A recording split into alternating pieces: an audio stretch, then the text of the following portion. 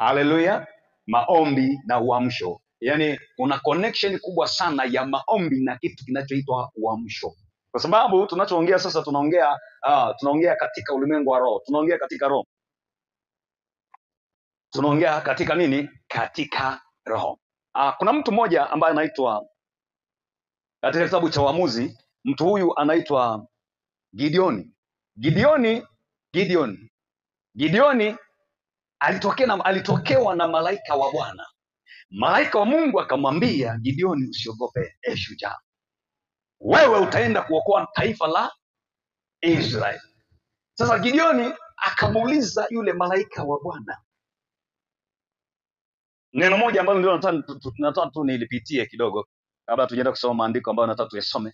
Akamuuliza, yako wapi matendo makuu ya Bwana waliotusimulia baba zetu?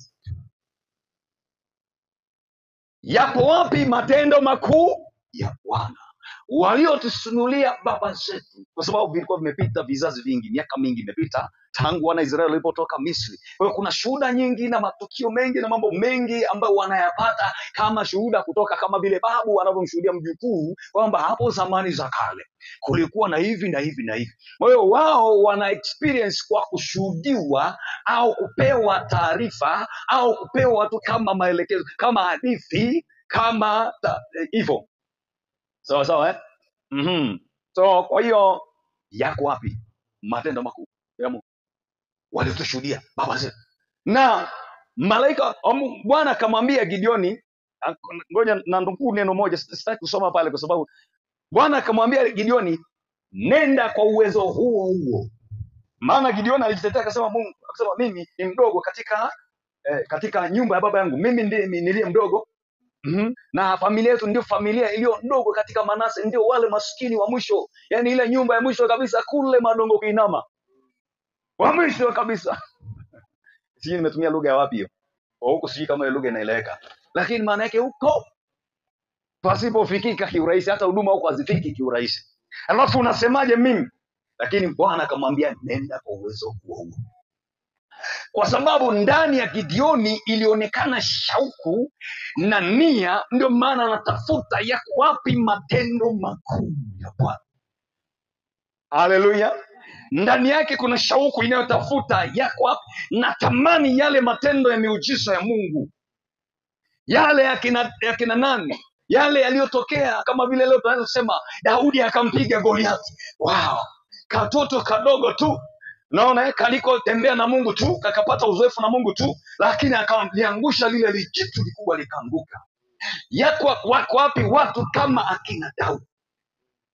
Kwa hiyo ni maswali ambayo inawezekana. Nilisikia mtu mmoja akisema kwamba lakini Mungu siku hizi afanyi kazi kama wakati wa zamani za kale, wakati wa mitume au wakati wa manabii au wakale kwenye Biblia tunasikia, lakini leo Mungu, mbona kama leo Mungu atendi kazi hivyo?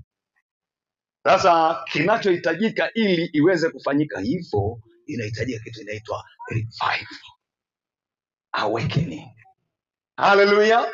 Anahitajika mtu amke, anahitajika mtu amshwe. Haleluya. Na leo niko hapa na message inayosema tunaamka, inayosema uamsho. Haleluya. Na uamsho nimesema kwamba ni hilo neno uamsho na maombi, kwamba maombi ni aina moja ya ufunguo mkubwa sana katika hilo eneo la uamsho, lakini ni maombi katika Roho Mtakatifu.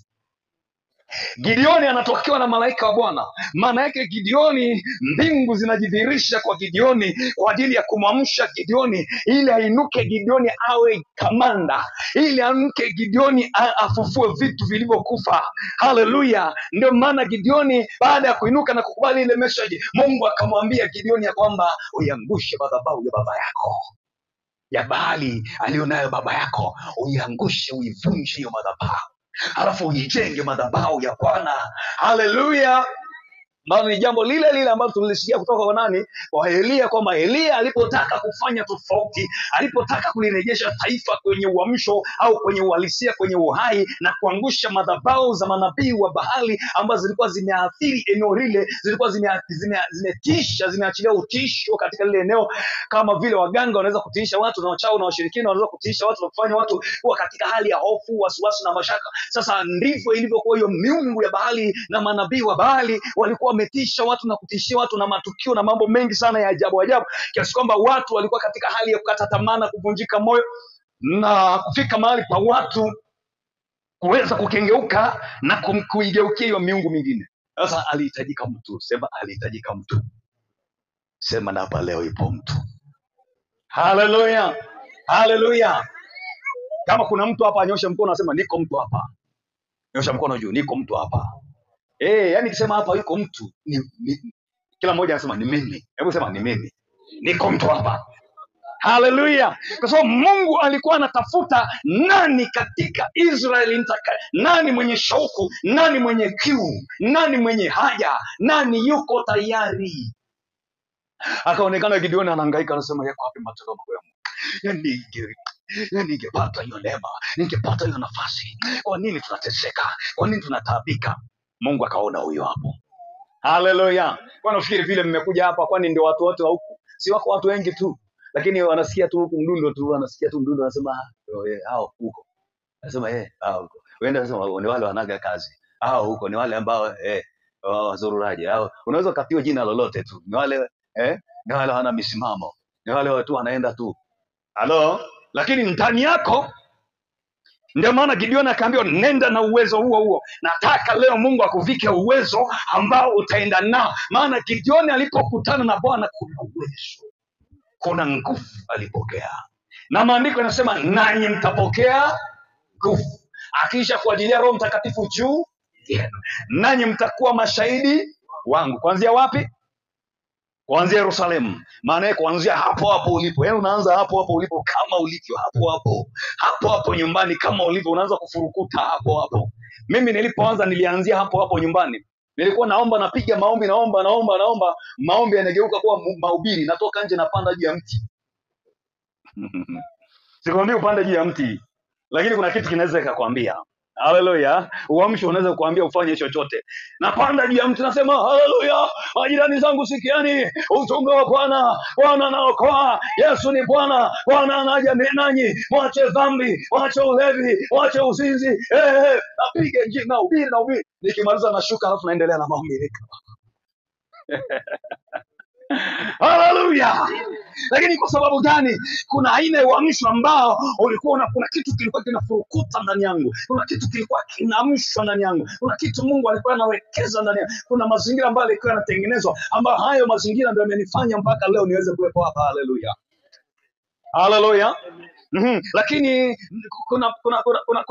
kuna mali nilipata, yani kuna neema nilipata ambayo nataka leo upate hiyo neema ikusaidie. Yeremia mlango ule wa 2 mstari wa 21. Anasema hivi, nalikupanda kuwa mzabibu mwema. Umegeukaje kuwa mzabibu mwitu machoni pangu? Unaona Tayari mtu huyu alikuwa mzabibu mwema. Ulipandwa kuwa mzabibu mwema. Alianza vizuri safari. Lakini ghafla, aidha kwa sababu ya mahangaiko na shughuli nyingi za dunia, aidha kwa sababu ya ushawishi wa mambo ya dunia na ulimwengu. Bwana Yesu asifiwe sana. Watu leo wako busy, si ndio Wako busy na shetani anawakeep busy kweli kweli. Ghafla amebadilika. Mungu anapoangalia anakuta mambo yamechange. Angalia, mtu huyu alikuwa mwombaji. Mtu huyu alikuwa mwimbaji, akiimba watu wanajazwa Roho Mtakatifu. Mtu huyu alikuwa mhubiri, akihubiri watu wanaokoka. Mtu huyu alikuwa akisimama mahali nguvu za giza zinafanyaje? Zinakimbia, mapepo yanafanyaje? Yanakimbia. Na wafahamu watu wa namna hiyo ambao walikuwa wako fire kweli, wako hot, wako moto kweli. Lakini baada ya kujichanganya na mambo ya dunia tayari, baada ya kujiachilia na kukaa ovyo ovyo, mambo yanaanza kuharibika taratibu, yanabadilika. Mwisho wa siku anabaki kwa mtu wa kawaida. Kuna neno katika Israeli inaitwa Ikabod. Maana yake na huo utukufu wa Bwana umefanyaje? Umeondoka. Lakini walipomtenda Mungu dhambi, utukufu wa Mungu afanyaje? Ukaondoka. Kuna mazingira ambayo ukiachilia katika maisha yako, utukufu wa Mungu lazima uondoke. Ukiacha kuwa mwombaji, utukufu wa Mungu utaondoka. Ukiacha kuwa mtu unayesoma neno la Mungu na kumtafakari Mungu, utukufu wa Mungu utaondoka. Ukiwa mtu ambaye hautunzi ule uhusiano wako na Mungu, utukufu unaondoka, unabaki mwenyewe, na sio Mungu anakuacha wewe, ndio unakuwa umemwacha Mungu. Sasa ndio Mungu anauliza, imekwaje? Israeli anaambiwa, Israeli nilikupanda kuwa mzabibu mwema, umegeukaje kuwa mzabibu mwitu machoni pangu? Maana yake umekuwa mchungu, ufai. Ulikuwa mtoaji vizuri, unatoa mafungu ya 10 na malimbuko na sadaka. Ulikuwa ukisikia watumishi wa Mungu, basi unafanya mambo mazuri. Lakini umegeukaje ukaacha? Umegeukaje ukawa mchoyo? Umegeukaje ukawa mvivu? Ulikuwa mhudhuriaji mzuri wa maombi, ulikuwa mhudhuriaji mzuri wa kanisani, umegeukaje sasa umeacha? Umekuwa mzabibu mwitu machoni pangu. Mzabibu mwitu ni mchungu, haufai, hauliki matunda yake, haufai, hauna faida. Mungu siku zote anatamani aone faida yako, ionekane faida yako katika ufalme wa Mungu. Faida yako iko hivi ya kwamba unaposimama na Mungu, ufalme za giza zinaharibika, utukufu wa Mungu, ufalme wa Mungu unajengwa, unainuliwa, unazaa matunda ambayo yanampendeza Mungu. Lakini unapogeuka, maana yake unazaa matunda yasiyompendeza Mungu. Tabia mbaya zinaonekana, kiburi kinaonekana, kutokutii kunaonekana, na uvivu unaonekana, na hali mbaya zinaonekana. Bwana anauliza, umegeukaje kuwa mzabibu mwitu machoni pangu? Nami nalikufanya kuwa mzabibu nini? Mwema. Umegeukaje? Lakini katika Wagalatia mlango ule wa 3 mstari wa kwanza na hadi wa 3, mtumishi wa Mungu Paulo anazungumza na kanisa la Galatia. Anamwambia nyinyi Wagalatia, nani aliwaloga nyinyi? Mlianza katika mwili, sasa mnataka kukamilishwa. Mlianza katika roho, sasa mnataka kukamilishwa katika mwili. Nani aliyewaloga? Mtu anakuuliza, nani aliyekuloga? Wewe mama ulikuwa muombaji, nani amekuloga umeacha maombi? Wewe ulikuwa mcha Mungu, nani amekuloga? Mbona tabia za kidunia sasa zimeonekana kwako? Ulikuwa na hofu ya Mungu, nani amekuloga? Wagalatia walipata changamoto ya walimu wa uongo na mafundisho ya uongo. Sasa wakayasikiliza yale mafundisho ya walimu wa uongo, manabii wa uongo, wakakengeuka. Ndio maana Paulo anawakemea, anawaambia, nani aliyowaloga nyie? Mlianza katika roho, mnakamilisha katika nini? Wapendwa, wengi na watu wengi wamefika mahali ambapo wamepoa, wamebadilika. Sasa unakuta, angalia iko hivi, unakuta wako watu wa Mungu hapo wanaishi hapo mahali, na wachawi wako hapo na waganga wapo wanaishi hapo mahali. Yani maisha tu ni yale, maisha ni kawaida kabisa.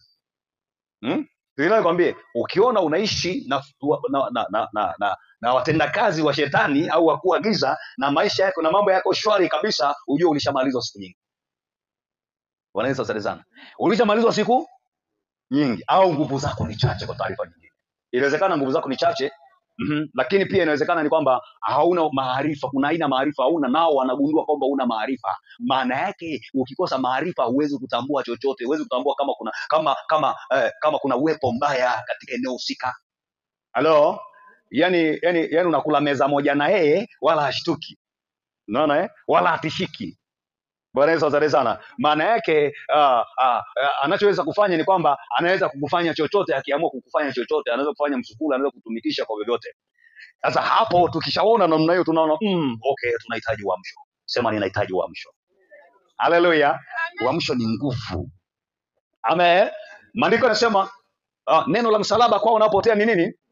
Bali kwetu sisi tunaokolewa ni nguvu ya Mungu. Amen. Kwetu sisi ni nguvu ya Mungu. Kwa hiyo kwako wewe inatakiwa uonekane nguvu ya Mungu.